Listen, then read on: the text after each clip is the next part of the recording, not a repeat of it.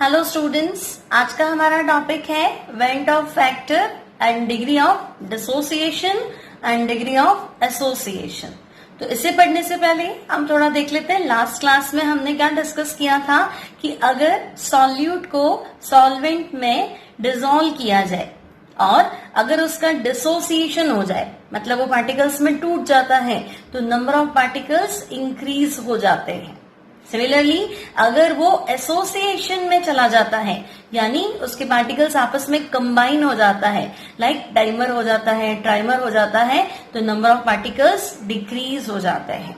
तो colligative properties जो कि नंबर ऑफ पार्टिकल्स पे डिपेंड करती है, तो अगर पार्टिकल्स इंक्रीज हो जाए या डिक्रीज हो जाए तो उनकी नॉर्मल वैल्यूज नहीं मिलती।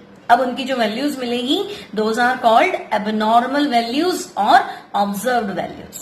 सो वेंट ऑफ क्या कहता है, तो वेंट ऑफ इन दोनों प्रॉपर्टीज में रिलेशन को स्टैब्लिश करता है और हमने डिस्कस किया था van't Hoff factor I, observed values of colligative properties upon theoretical values of colligative properties, या फिर हम कह सकते हैं observed moles upon theoretical moles. Now moles क्या होता है, मास अपॉन मोलर मास, तो I equals to theoretical molar mass upon observed molar mass. फिर हमने डिस्कस किया था कि अगर डिसोसिएशन है तो पार्टिकल्स इंक्रीज हो जाएंगे, यानी observed moles greater than theoretical moles, तो I ग्रेटर देन 1। और अगर एसोसिएशन का केस है तो नंबर ऑफ पार्टिकल्स डिक्रीज हो जाएंगे, तो I will be less than 1। सो हमारा नेक्स्ट टॉपिक है went Hoff factor I and degree of dissociation, जिसे हम नोटिस डिफाइन करेंगे अल्फा से। सो सपोज स्टूडेंट्स, हमने 1 मोल सॉल्यूट को सॉल्वेंट में डिसोसिएट कर दिया और इसके n पार्टिकल्स में ये डिसोसिएट हो जाता है और डिग्री ऑफ डिसोसिएशन है अल्फा। सो ए के n मोल्स कंबाइंड फॉर्म में है, डिसोसिएट हो जाएगा मतलब टूट जाएगा, तो प्रोडक्ट है number of n moles, capital A के n मोल्स। अब इनिशियल मोल्स तो स्टूडेंट्स हमने 1 मोल डिसोसिएट किया, अब जैसे ही हमने इसको मिक्स किया तब तो प्रोडक्ट होगा नहीं, तो इनिशियल मोल प्रोडक्ट का 0। अब कुछ टाइम बाद में ये टूट जाएगा, कितना टूटेगा, तो हम मानते हैं कि मान लो अल्फा डिग्री ऑफ डिसोसिएशन है, इसका अल्फा पार्ट टूट गया। अब जितना % डिसॉल्व होगा उतना बनेगा, लेकिन डिसोसिएट होता है तो n से हम मल्टीप्लाई कर लेंगे, 1 का 2 हो गया है, 1 का 3 हो गया, तो multiply with n। Now total mole, तो इनिशियल थे हमारे पास रिएक्टेंट के मोल है 1 माइनस अल्फा और प्रोडक्ट के मोल है n alpha. Now what is I, तो हमने पढ़ा था I equals to students OT है ना, observed mole upon theoretical mole. So we will say I equals to observed mole divided by theoretical mole. So observed mole हमारे पास कितना है, तो it will be 1 minus alpha plus n alpha, और theoretical mole कितना है 1। सो I equals to 1 minus alpha plus n alpha. अब अल्फा उधर ले जाओ, तो alpha minus n alpha equals to 1 minus I। Now alpha आप कॉमन ले लो तो आपको मिलेगा 1 minus n equals to 1 minus I। Then alpha equals to 1 minus I upon 1 minus n। अब अल्फा क्या है, डिग्री ऑफ डिसोसिएशन, तो alpha dissociation will be 1 minus I upon 1 minus n। Now students, next topic we have vent of factor I and degree of association, alpha association।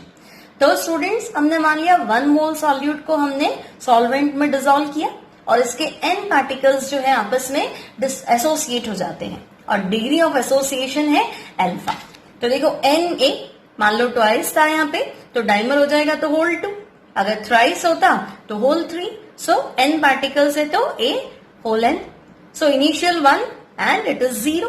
अब इसमें alpha part मान लो dissolve हो गया, तो alpha part product में आ जाएगा, लेकिन अगर वो डाइमर है तो हम 2 से डिवाइड करेंगे, ट्राइमर है तो 3 से, और n मॉलिक्यूल्स है तो divide by n। So total number of moles 1 minus alpha plus alpha by n. Now I, तो आई आपके पास है observed mole upon theoretical mole. Clear student? तो ऑब्जर्व्ड मोल है 1 minus alpha plus alpha by n divide by 1. So I will be 1 minus alpha plus alpha by n. अब alpha इधर ले जाओ लेफ्ट साइड में, तो alpha minus alpha by n equals to 1 minus I. Now LCM में n ले लो, तो n alpha minus alpha equals to 1 minus I. So n alpha minus alpha equals to 1 minus I. Now n common ले लो, तो 1 minus alpha, sorry alpha common ले लो, तो it will be alpha common ले लो, तो it will be n minus 1 equals to 1 minus I into n. Clear students? Then alpha will be 1 minus I upon n minus 1 into n. This is alpha association, degree of association. Now students, यहाँ alpha है degree of association, I आपके पास went Hoff factor और n की value आप क्या लिखेंगे? तो आपको ध्यान रखना है, अगर डाइमर है तो in case of dimer n की वैल्यू हम लिख देंगे 2. अगर आपके पास ट्राइमर है तो in case of trimer n will be 3. Now students, we have some problems based on Ventov factor. Question number 1 is the osmotic pressure of equimolar solutions of BaCl2, NaCl and glucose will be in order. अब आपको ये बताना है कि आपके पास एक तो barium chloride है, एक NaCl है और एक ग्लूकोज है, इनके ऑस्मोटिक प्रेशर का order. So students, pi equals to osmotic pressure का फॉर्मूला क्या था? CRT. और अगर डिसोसिएशन का केस है तो multiply with I, dissociation association, anything you have. अब स्टूडेंट्स, इक्विमोलर मतलब इन तीनों का कंसेंट्रेशन जो है वो तो सेम है. क्लियर? तो अगर मैं फर्स्ट BaCl2 की बात करूं तो स्टूडेंट्स BaCl2 कितने पार्ट्स में टूटेगा? BaCl2 dissociates into Ba plus 2 and twice of Cl minus. तो अगर मैं अल्फा 100% मान लूं तो ऑब्जर्व्ड मोल कितने हो गए? 3. सिमिलरली अगर मैं NaCl को चेक करूं तो NaCl कैसे स्प्लिट होगा? Na plus and Cl minus. तो ऑब्जर्व्ड मोल्स आर हियर 2. और ग्लूकोज, तो ग्लूकोज आपको पता है नो एसोसिएशन नो डिसोसिएशन. तो BaCl2 के लिए I 2 है, सॉरी 3 है. सेकेंड NaCl के लिए I की वैल्यू 2 है और ग्लूकोज के लिए I की वैल्यू कितनी है? 1. No association no dissociation. Clear? तो आपके पास BaCl2 का जो ऑस्मोटिक प्रेशर आएगा दैट इज 3 CRT. NaCl का जो प्रेशर आएगा दैट विल बी 2 CRT और ग्लूकोज का जो प्रेशर आएगा दैट विल बी CRT. अब C सबके लिए सेम है, तो आप देख सकते हैं सबसे ज्यादा प्रेशर जो होगा ऑस्मोटिक प्रेशर वो होगा BaCl2 greater than NaCl greater than glucose. Clear students? Moving to our next question.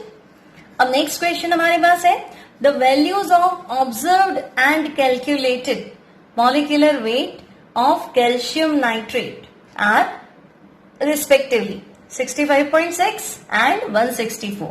The degree of dissociation of calcium nitrate will be. अब स्टूडेंट्स आपको डिग्री ऑफ डिसोसिएशन मतलब अल्फा डिसोसिएशन फाइंड करना है. अब हमें पता है वेंटॉफ फैक्टर जो था वो था ऑब्जर्व्ड मोल अपॉन थियोरेटिकल मोल, लेकिन मोलर मास के रिस्पेक्ट में इनवर्स हो जाता है. तो आई will B theoretical molar mass divided by observed molar mass. Clear? अब आपके पास यहां पे ऑब्जर्व तो है 65.6 और कैलकुलेटेड मतलब थियोरेटिकल है 164. तो 164 divided by 65.6 it will be 2.5. Now आपको डिग्री ऑफ डिसोसिएशन फाइंड करना है.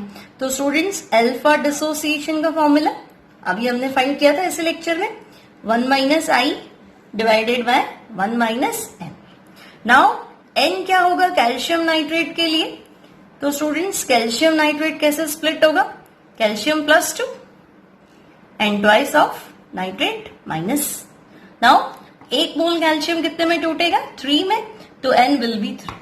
और स्टूडेंट्स आपको लगता है कि कभी तो हम इसको आई मान लेते हैं, कभी एन मान रहे हैं. तो अगर अल्फा की वैल्यू 100% है तो जो वैल्यू आई की है वही वैल्यू एन की है. लेकिन आपसे पूछा है कि नहीं आप बताओ कि ये कितना % डिसोसिएट होगा. तब हम इसको ऑब्जर्व्ड मोल को 3 नहीं मान सकते क्योंकि 3 तो कब आएगा जब 100% टूट जाएगा. लेकिन आपसे पूछा जा रहा है कि नहीं 100% नहीं है. आपके पास जो ऑप्शंस है वो है 25%, 50%, 75% एंड 60%. तो हमें यहां पे इसको एन मानना है. So alpha dissociation 1 minus I कितना था हमारे पास 2.5 divided by 1 minus n. N है 3. तो इट विल बी 1 माइनस का 1.5 डिवाइडेड बाय माइनस का 2 मीन्स 0.75 और 75%. So correct answer will B 75%. Now next question है हमारे पास 0.004 m solution of Na2SO4 is isotonic with 0.010 m solution of glucose at 25 degree centigrade temperature. The apparent degree of dissociation of Na2SO4. तो student सबसे पहले हम देखो isotonic, those solutions which have same osmotic pressure means Na2SO4 का osmotic pressure और glucose का osmotic pressure equal है. Now this is IC1RT and this is I या I1 ले लो I2C2RT. अब अगर टेम्परेचर सेम है तो R कांस्टेंट है तो RT वैसे भी कैंसिल हो जाएगा. तो it will be I1C1 and this is I2C2. अब आपको पता है students glucose no association no dissociation. तो I की वैल्यू 1 और यहां हमें I फाइंड करना है. तो यहां कंसेंट्रेशन है 0.004. 1 इंटू C2 आपके पास है 0.010. तो I1 जो है ये है आपके पास 0.010 डिवाइडेड बाय 0.004. तो 10/4 दिस इज 2.5.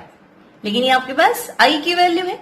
अब आपको अल्फा डिसोसिएशन फाइंड करना है Na2SO4 का. तो अल्फा डिसोसिएशन का फॉर्मूला है 1 माइनस आई अपॉन 1 माइनस एन. अब स्टूडेंट्स Na2SO4 कैसे डिसोसिएट होगा? Na plus and SO4 minus 2 मतलब टोटल जो इसके टुकड़े होंगे ना वो 3 होंगे. तो N विल बी 3. तो अल्फा 1 माइनस 2.5 1 माइनस 3.